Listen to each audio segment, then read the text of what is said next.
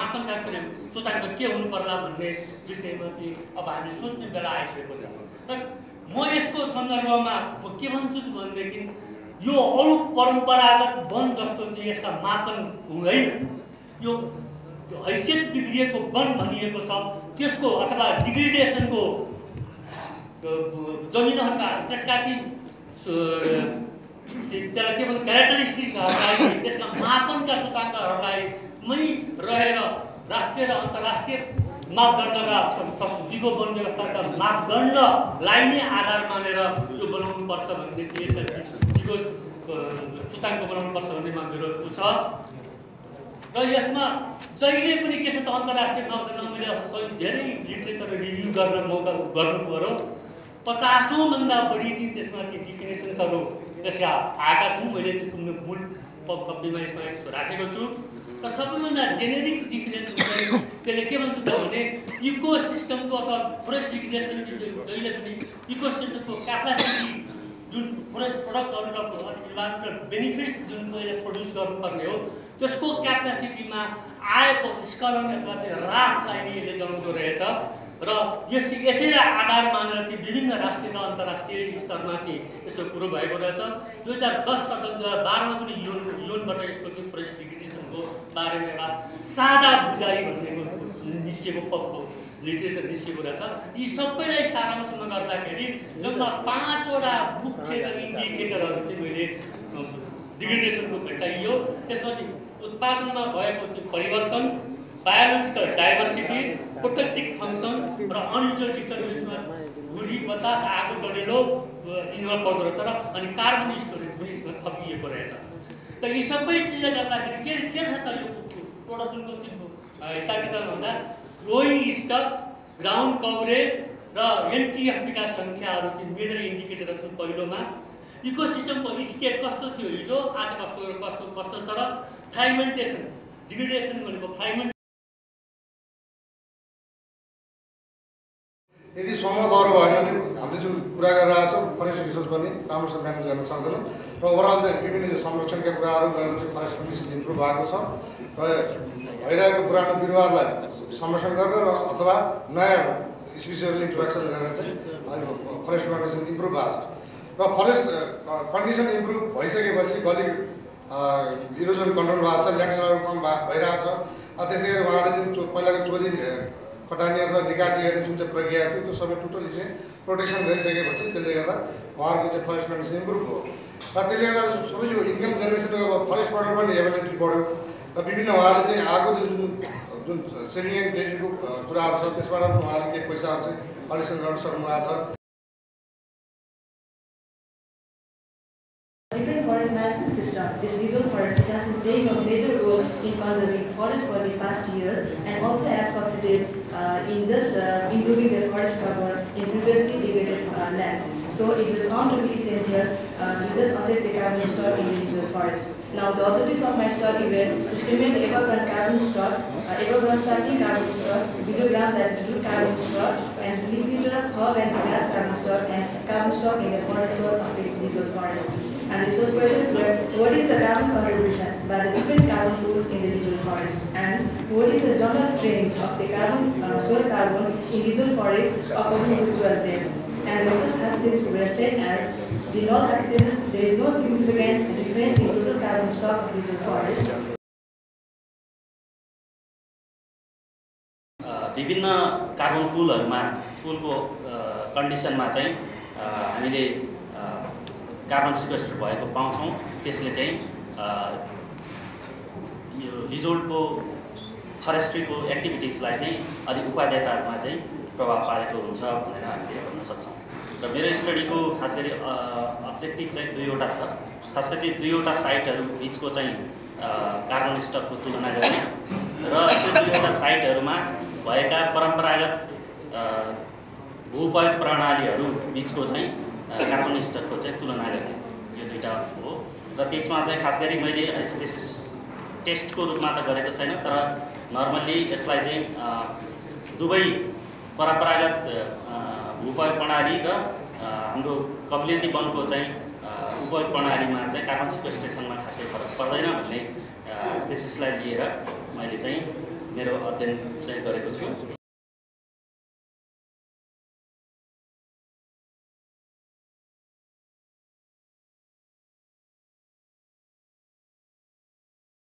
The main thing, of course, that's been positive is that generally where there's community forestry programs, you get increased benefits in terms of subsistence livelihoods. So I think that's a pattern, and that's a good thing.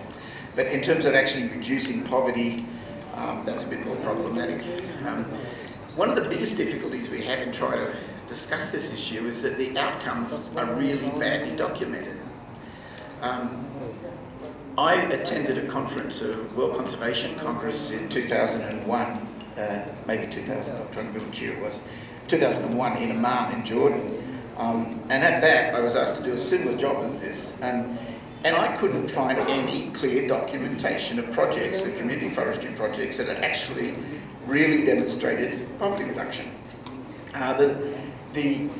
The tendency is for the literature to talk about, oh, we made a lot of income from selling mushrooms or from selling this, selling that, but no real attempt to compare that to the costs in terms of loss of access to other products or the transaction cost in terms of increased labour or time spent talking to foreign experts and so on. So it's been very bad, and when you look at the literature, it's really hard to find detailed analyses of what's going on from the point of view of the community members.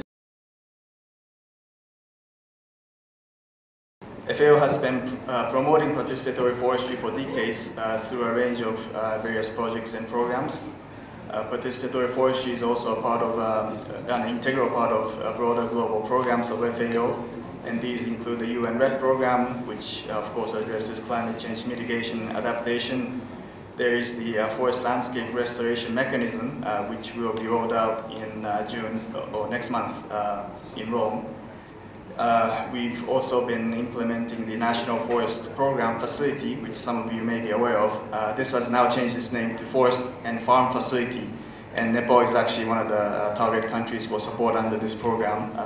So you would expect to see some activities under this initiative to be implemented in Nepal in the coming years.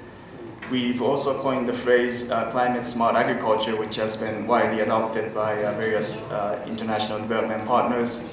And I'm not sure if you're aware, but 2014 is an International Year of Family Farming, and FAO is implementing various activities, awareness-raising activities to promote this year. You all know Bangladesh is a vast plain land, flat-prone land, but Chittagong Hill Tract is 75% of the hill tract is hilly land, and this is the home of our indigenous communities, where 11 different tribal communities live, who depend for their livelihood on basically on shifting cultivation, but they also gather things from forests. And Chittagong Hill Tract covers almost 10% of total area of Bangladesh. And it's a semi-evergreen tropical forest area. Chittagong Hill Tract has a very complex land management system because this was under the ownership of tribal kings. During British colonial era, it was taken over by the colonial government, and the land was taken as government land. Then the local communities' access to land became restricted by and by. But somehow the government at that time recognized the usufruct right or on ancestral land of the local communities, and they allowed them to continue shifting cultivation in limited scale.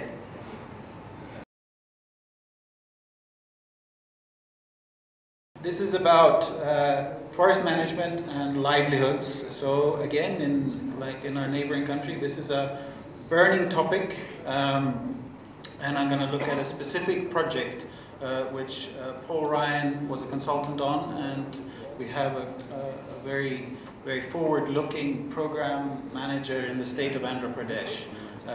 So that's what I'm going to be talking about. It's the Andhra Pradesh Community Forest Management Project. It's part of a wider set of programs and projects. In this case, it's a World Bank supported loan project, so a bit like the IFAD support. It's not grant, it's larger scale. It's trying to find efficient mechanisms for rolling out the programs.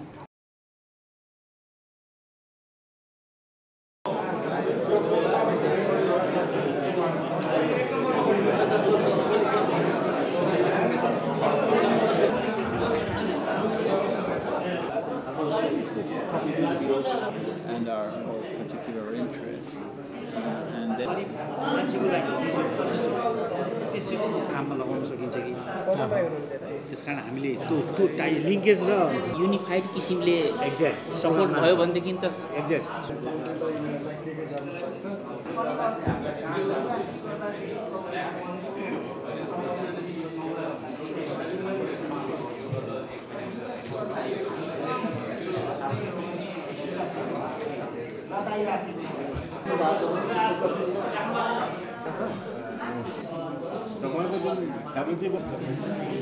त्यसको समस्या त त्यहाँ छ नि public लाइनमा अहिलेको लाइनको अर्को कुरो चाहिँ थाहा भएन अधिकारहरू थाहा भएन होइन त्यस्तो ठाउँमा चाहिँ एकदम निष्क्रिय भएर अब कार्यक्रम आए पनि नआए पनि खासै त्यस्तो भएन वनको चासो भएन भन्ने कुरा आयो नि त भनेपछि यसलाई हामीले यसरी पनि हेर्न सक्छौँ कुनै ठाउँमा यदि राम्रो छ भने कसरी राम्रो भयो होइन त्यसैबाट पनि किन राम्रो भयो कुनै ठाउँमा हुन सकेनन् होइन सशक्त छैनन् त्यस्तो गाविस भयो भने एक दिनको टिएटिए छैन त गाडी भाडा चढेर त 150 लिएर आउनु पर्यो त्यो जस्तो अध्यक्ष हुनेलाई त अध्यक्षले त सम्मको पैसा त दिने होइन तर अब त्यहाँ माग त राख्नु पर्यो नि माग राख्ने बेलामा त हामीले त पैसा दिँदैन चाहिँ सम्मले त्यो पहुँचवाला त्यहाँसम्म आइपुग्ने अध्यक्षलाई पैसाको आर्थिक कमीले पनि उहाँहरू किन पछाडि परेको त भनेर भन्दाखेरि चाहिँ म के भन्छु भने उहाँहरूसँग पैसा हुँदैन उहाँसँग आएर जिल्लामा आएर ढकढक गर्ने कुरा हुँदैन त्यो पनि अलिकति आर्थिकमा हामी कमजोर हुन्छ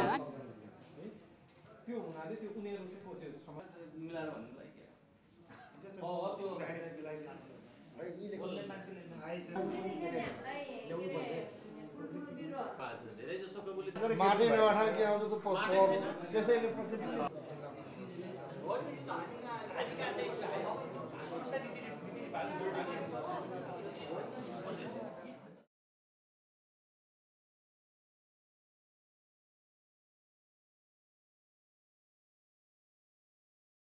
दोहोरो उपभोक्ता सम्बन्धमा समस्या आउँछ सामुदायिक वनको हकमा भने विभिन्न क्षेत्रमा छरिएर रहेको गाउँ बेसी बस्ती भएको हुनाले कहीँ दोहोरिएर रहे तापनि कम्युनिटी वनमा एउटै समूहमा एकै ठाउँ दिने पर्ने भएको हुनाले यसमा नदोहोरिउन् भन्ने मतलब के दुई ठाउँमा एउटा कम्युनिटी वन समूहको सदस्य नरहोस् भन्ने राखिएको छ। हाम्रो दोस्रो समूहमा हाम्रो जुन विषय चाहिँ इकोनोमिक लाइभलीहुड छ अहिलेसम्मको व्यवहारमा के छ भने हैसियत बिग्रेको वन कहाँ छ भनेर पहिला खोजिन्छ अनि बल्ल समूहको पैसा गरिन्छ यो त वास्तवमा व्यवहारमा आएको हो। त्यस कारणले सबभन्दा पहिला के गर्नु कम उत्पादनशील जग्गा जुन हामीले दिएको छ यो एउटा यो लो प्रोडक्टिभिटीको जुन ल्यान्ड छ यो चाहिँ अहिले इस्यु भएको छ किनभने भएका वनको नजिक भएको गाउँको नजिक भएको उत्पादनशील जग्गा चाहिँ सामुदायिक वनलाई दिने र सामुदायिक वनले छोडेको चाहिँ जुन चाहिँ हैसियत बिग्रेको जग्गा भन्छौँ हैसियत बिग्रेको वन भन्दा पनि त्यसको चाहिँ लो प्रोडक्टिभिटी भएको ल्यान्ड चाहिँ हामीले त्यसमा चाहिँ समूह गठन गरेर सामाजिक र आर्थिक दृष्टिकोणले चाहिँ हैसियत बिग्रेको समूह बनाएर चाहिँ जुन दिने चाहिँ एउटा चाहिँ जुन परिपाटी छ यो चाहिँ एउटा महत्त्वपूर्ण कुरा छ किनभने प्रोटेक्सन गर्नलाई चाहिने जुन चाहिँ मिन्स हो जुन ल्यान्ड हो सुरुको इन्ट्री पोइन्ट त्यसैमा चाहिँ केही सुधार गर्नुपर्ने हुन्छ। Current area district in Nepal भनेर यो 26 जिल्लामा कार्यक्रम सीमित तालमेल कुरो हामीले गरेको छौँ।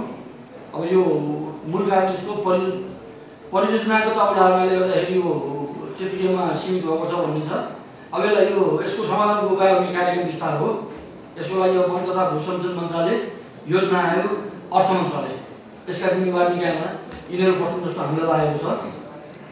विपन्नको लागि प्रदान गरिने कबलियती वनको व्यवस्थापन एवं कार्यान्वयनको लागि कबलियती वन नीति 2059ले समेत आत्मसात गरेको कबलियती वन हस्तान्तरणकर्ताको अवस्थाको रूपहरूको संरक्षण गरी हुर्काएक गरिबको योगदानको कदरको लागि उचित लाभको बाँडफाँडको व्यवस्था कानुनमा समावेश गर्न एवं संरक्षण क्षेत्र संरक्षित वन आरक्षित तथा निकुञ्जको मध्यवर्ती क्षेत्रभित्र पर्ने कबलियती वनहरूको व्यवस्थापन तथा सो वनहरूबाट उत्पादन हुने वन पैदावारहरूको सहज रूपमा कबलियती वन समूहका सदस्यहरूले सदुपयोग गर्न पाउने गरी नीतिगत कानुनी एवं कार्यविधिगत व्यवस्था अविलम्ब गर्न विशेष अनुरोध गर्दछ। अनि कब्लियतीपन नदिँदाखेरि अवस्था चाहिँ कस्तो थियो भने 5 जना पुरुषमा म बोल्न सक्ने अवस्था थिएन।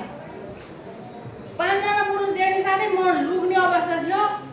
यो के अरे कब्लियतीपनले चाहिँ यस्तो माससम्म पनि हामी जिल्लासम्म आएर बोलेको थियो भने अहिले यो के अरे केन्द्र गोष्ठीसम्म पनि आएर बोल्न सक्ने बनाएको चाहिँ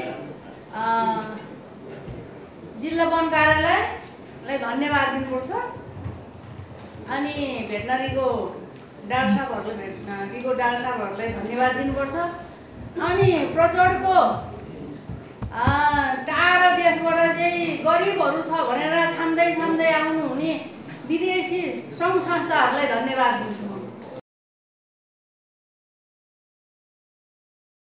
मोडेल त धेरै हुन्छन्, मोडेलका जहिले पनि धेरै आजमसनहरू हुन्छन्। ती आजमसनहरू भाइरै भइदियो भने मोडेल फेल हुन्छ, तर यो सफल भयो। मलाई त्यसकारण के आजमसनहरू 15वटा आजमसन थियो भने 10वटा एक्जिस्टेन्समा रह्यो होला, 5वटा मात्रै फेल भयो होला। त्यो 10वटाले चाहिँ के काम गर्यो भने चाहिँ आज सफल लेजोल फरेस्ट्री हाम्रो चाहिँ एउटा सफल model in terms of its impact idealise यसको चाहिँ कोलाबोरेटिभ पार्टनर्सको रूपमा। त्यसैले अब भोलिका आउँदा दिनहरूमा हामीले नयाँ सोचका साथ जानु जरुरी छ। मलाई लाग्छ डिक्लेरेसन पनि आएको छ, काठमाडौँ डिक्लेरेसन त्यसमा पनि आएको छ र अरू हाम्रो प्रोसेसिङमा साथीहरूले चाहिँ दिनुभएको चाहिँ पेपरमा पनि चाहिँ पक्कै पनि आएको छ। अब यसलाई कार्यान्वयन त अब त्यसकारण अब अहिले नयाँ एउटा सफल हब प्रोजेक्टको रूपमा पनि आइरहेको चाहिँ छ आशा। एउटा होप प्रोजेक्ट हैन।